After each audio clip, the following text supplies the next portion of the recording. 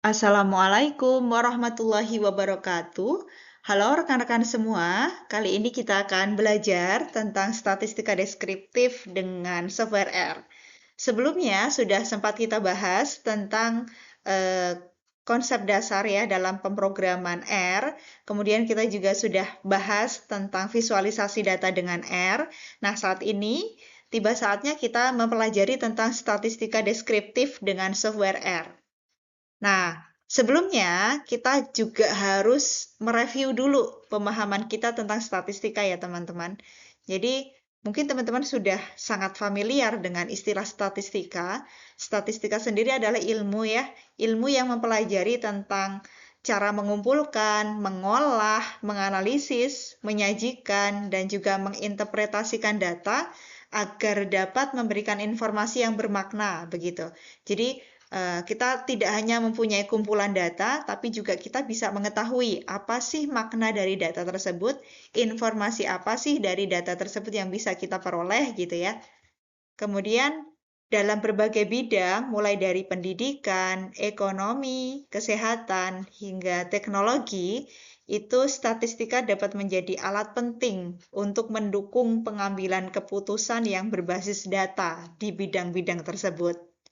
Nah, dengan menggunakan statistika ini, fenomena yang tadinya kompleks itu dapat diringkas menjadi suatu informasi yang sederhana, yang terukur, serta mudah dipahami.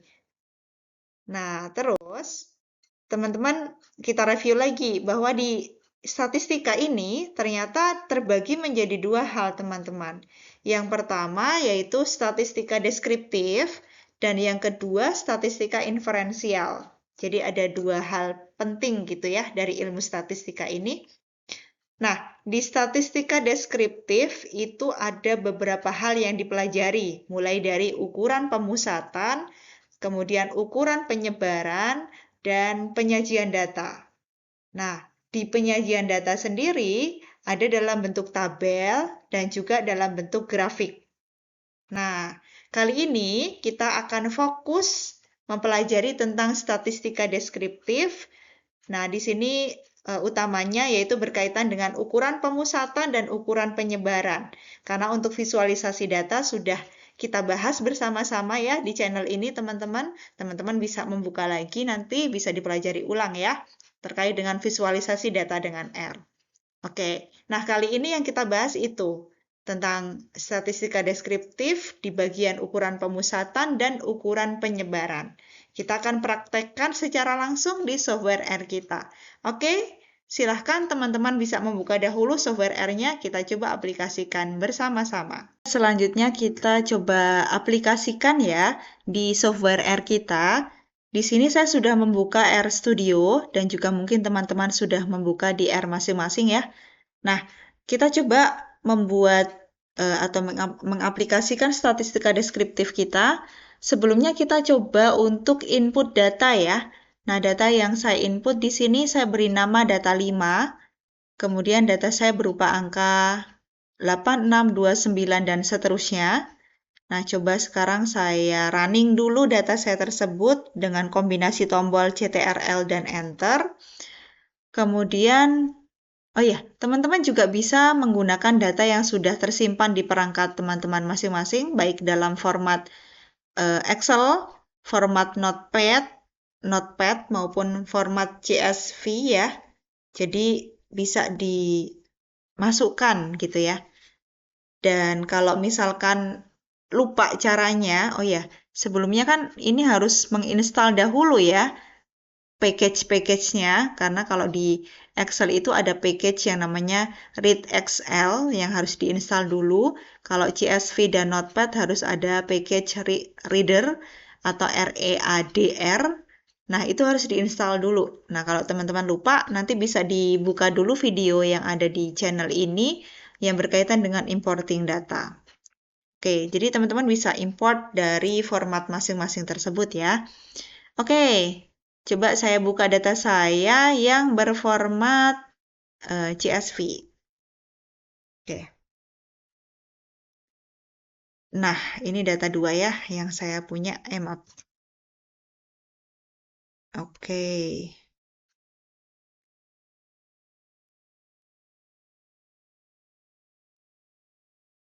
Oke. Nah, selanjutnya kalau saya sudah punya data tersebut, kemudian saya mau mencari nilai-nilai di statistika deskriptif saya gitu misalkan. Jadi saya mau coba cari nih kira-kira nilainya itu apa saja yang bisa saya hasilkan ya, nilai-nilai apa ya gitu. Nah, di statistika deskriptif itu kan tadi ada ukuran pemusatan dan ukuran penyebaran ya yang hari ini akan kita coba cari ya. Nah, ukuran pemusatannya itu berkaitan dengan min atau rata-rata ya. Nah, misalkan nih saya punya data tadi sebentar saya coba searching. Oke, data saya data 3. Saya coba buka data yang notepad saya aja ya. Di sini saya punya data 3 gitu. Data 3 saya berupa data apa nih? Ada data umur dan berat badan gitu. Ada dua variabel ya, umur dan berat badan. Nah, maka saya bisa mencari rata-ratanya gitu. Saya coba mencari rata-ratanya dahulu ya, dengan cara menuliskan min, kemudian saya tulis data saya tadi, misalkan data 3 ya tadi ya. Data 3, terus jangan lupa dituliskan dolar. Dolar itu artinya dari data 3 tersebut variabel mana nih yang mau dihitung gitu. Misalkan variabel berat tadi. Ya udah berarti data 3 dolar berat. Jadi ini lebih spesifik. Saya mau menghitung min dari data berat di data 3 tadi. Karena ada dua variabel ya tadi ya, berat dan umur. Maka yang saya hitung min dari beratnya aja gitu. Oke, coba kita running ya. Oke, di sini untuk berat ternyata rata-ratanya adalah 12,31031 gitu. Terus sekarang saya mau menghitung rata-rata dari umur. Berarti min, ini nggak perlu spasi, nggak apa-apa ya teman-teman. Jadi bisa dispasi, bisa nggak. Min langsung gitu bisa, tanpa spasi. Oke, sekarang mau dihitung nih rata-rata dari umur. Oke, sekarang min, buka kurung. Tadi kan data 3 ya, jadi data 3 dolar umur. Jadi saya pilih variabel umur di data 3 tersebut. Nah, ternyata rata-ratanya adalah 30, umurnya 30 tahun rata-ratanya gitu. Terus kalau misalkan saya tulis min dari data 3, hasilnya apa ya? Coba ya, kita coba ya. Oh, nggak bisa gitu. Jadi kita harus uh, lebih spesifik gitu ya. Mana yang mau kita cari rata-ratanya? Min variabel mana? Kalau misalkan min variabel berat, ya udah data 3, terus dolar berat. Data 3, dolar umur gitu. Jadi kalau min data 3, kita nggak akan memperoleh nilainya gitu. Terus misal kalau saya mau nyari data yang terakhir tadi, data 5 ya, berupa kombinasi angka saya tadi yang saya input. Ya sudah, min data 5. Oke. Nah, ini tadi. Jadi data saya yang saya tuliskan langsung di R tadi, nih. Yang ini tadi, rata-ratanya adalah ini, 5,214286. Gitu. Begitu ya. Itu baru yang pertama, rata-rata. Jadi ukuran pemusatan itu ada 3. Ini yang pertama yaitu rata-rata. Yang kedua yaitu nilai tengah atau median. Nah, sekarang kita coba cari ya median dari berat. Dengan cara yang sama ya, median, buka kurung, data 3, dolar, berat. Nah, mediannya adalah 11,9. Begitupun juga yang umur ya, coba kita cari median, data 3, umur. Terus kita running, mediannya 30 gitu. Terus data kita yang terakhir tadi, mediannya adalah 5. Nah, ini. Apakah kita bisa mencari median langsung dari data 3-nya tanpa harus mendefinisikan secara khusus variabel mana? Coba ya. Median data 3. Kita ingat tadi data 3 itu data yang kita input dari notepad kita yang isinya adalah variabel umur dan variabel berat. Coba kalau langsung seperti ini. Ternyata tidak bisa gitu. Jadi harus kita definisikan ya masing-masing gitu. Data yang mana yang mau kita cari mediannya? Data berat atau data umur? Gitu. Ini ya. Jadi harus didefinisikan sama seperti min tadi ya. Data yang mana nih? Variabel yang mana yang mau dicari? Gitu. Oke. Itu median atau nilai tengah. Selanjutnya modus. Yang ketiga modus ya dari ukuran pemusatan. Yang ketiga ada modus atau nilai yang paling banyak muncul. Nah, untuk mencari modus, kita harus menuliskan dulu sintaks khusus, yaitu sebagai berikut. Teman-teman nanti bisa mencontoh sintaks ini untuk mencari modus ya. Modus, ini ya, function, X, dan lain sebagainya. Karena ada sintaks unik untuk mencari modus. Bisa dicontoh, teman-teman bisa ditulis sendiri ya di sini. Sintaksnya apa? Setelah sintaks ini kita tulis, kita running ya. Oke, sebentar. Kita running dulu. Jangan lupa di blok ya semuanya tadi. Satu kesatuan sintaks itu kita blok, kita running. Untuk memastikan bahwa semuanya itu ke-include gitu ya. Include masuk. Setelah itu, barulah kita cari modus dari data kita. Misalkan modus untuk variabel berat. Nah, oke, modusnya 13,71. Lanjut modus untuk yang umur.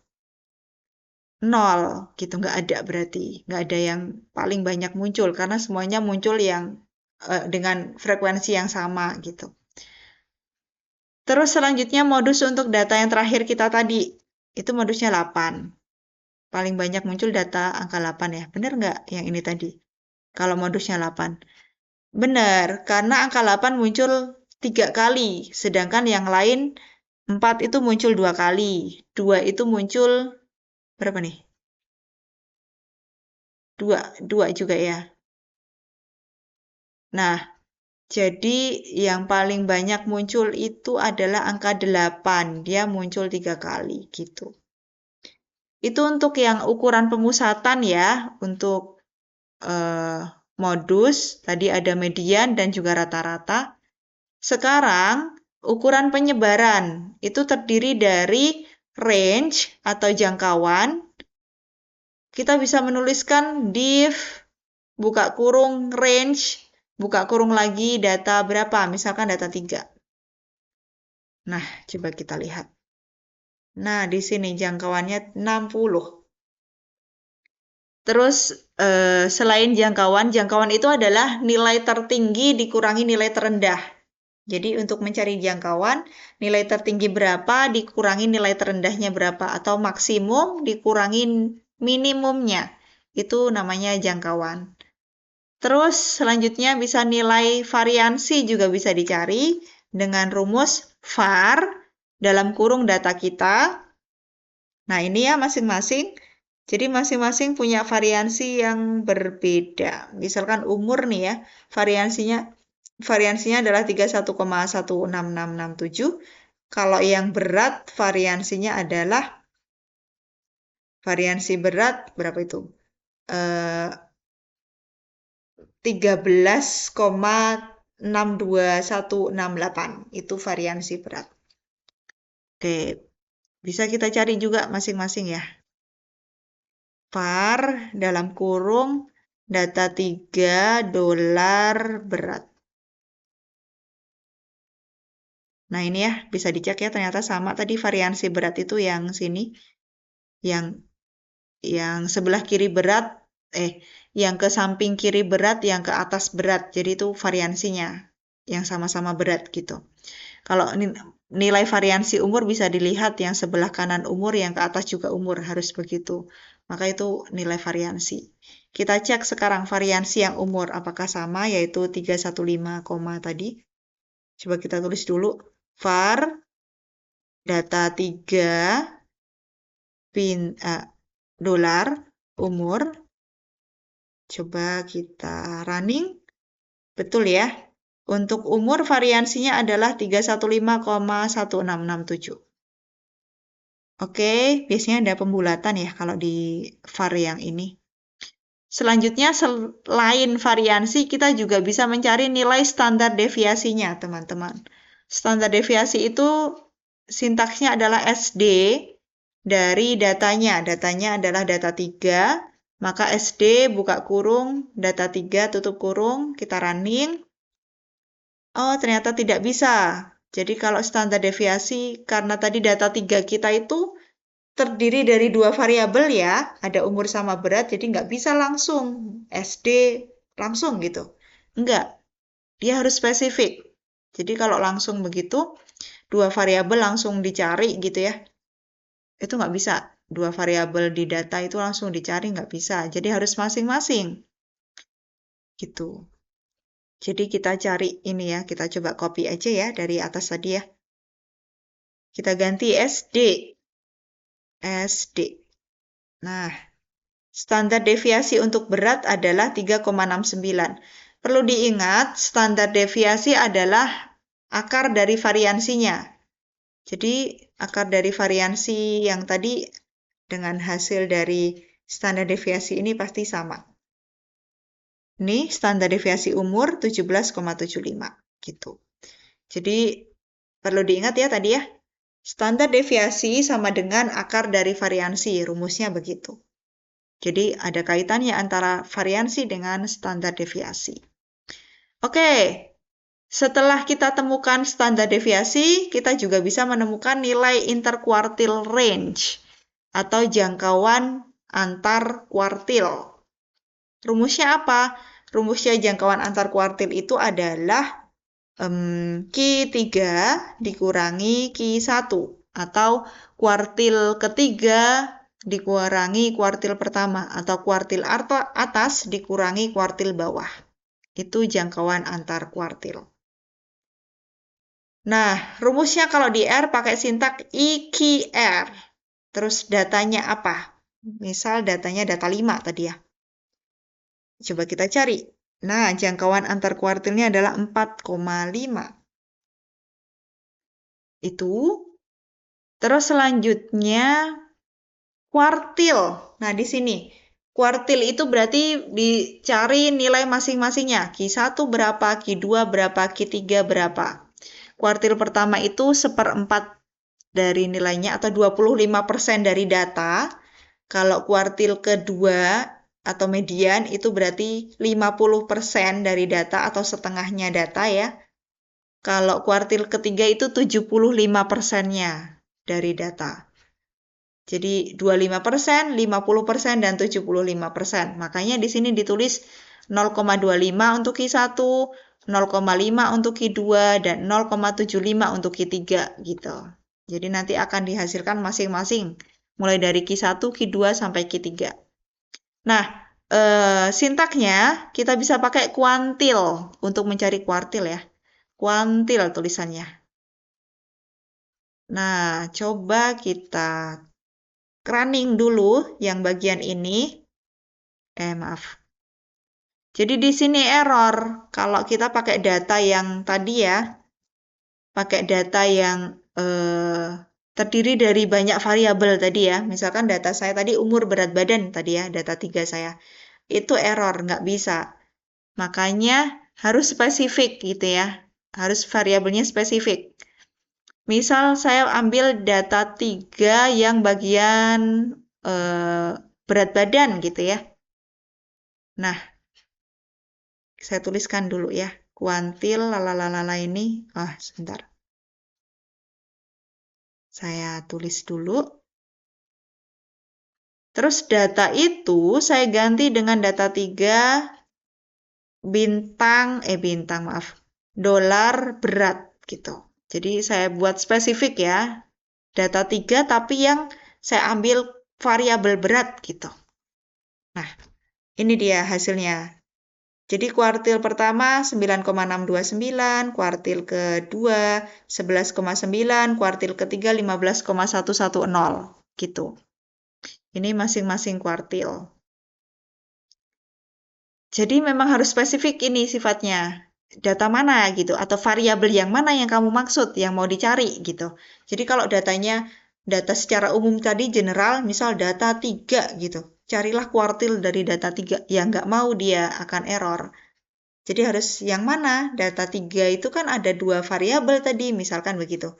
Ada variabel umur sama berat badan. Ya yang mana yang mau kamu cari? Yang umur apa berat badan gitu. Coba saya cari yang sekarang umur ya. Saya akan ganti dulu nih variabelnya. Saya ganti dolarnya dengan yang umur saya ganti dengan berat badan saya ganti dengan umur ya. Ini saya ganti, saya running. Nah, ini hasilnya. Yang 25% itu 15, umur 15, yang 50% 30, yang 75% 45. Jadi nilai kuartil ini, disclaimer dulu, nilai kuartil ini kan berarti datanya harus diurutkan dulu ya, dari yang terkecil ke yang terbesar. Baru bisa dicari nilai kuartilnya, kuartil 1 sampai kuartil ke-3 gitu. Oke, itu ya yang bisa kita pelajari berkaitan dengan statistika deskriptif. Nah, yang terkhusus tadi berkaitan dengan ukuran pemusatan dan ukuran penyebaran. Gitu. Jadi tadi ukuran pemusatan ada min, median, dan modus. Sedangkan ukuran penyebaran ada range atau jangkauan. Dia tadi kan rumusnya nilai maksimumnya dikurang nilai minimum. Itu ya. Terus kita bisa mencari nilai variansi, bisa mencari juga nilai standar deviasi. Ini dia akar dari variansi ya.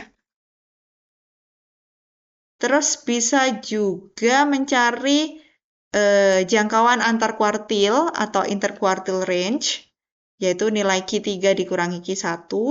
Dan kita juga bisa mencari nilai kuartilnya, yaitu Q1, Q2, dan Q3. Oke, itu saja yang bisa kita bahas berkaitan dengan statistik deskriptif ya. Kita akan bahas tema-tema lain di statistika yang bisa kita implementasikan di software R ya, teman-teman. Semoga bisa bermanfaat untuk teman-teman semua dan bisa memberikan keberkahan untuk kita semua. Saya akhiri ya untuk pembelajaran kali ini. Assalamualaikum warahmatullahi wabarakatuh.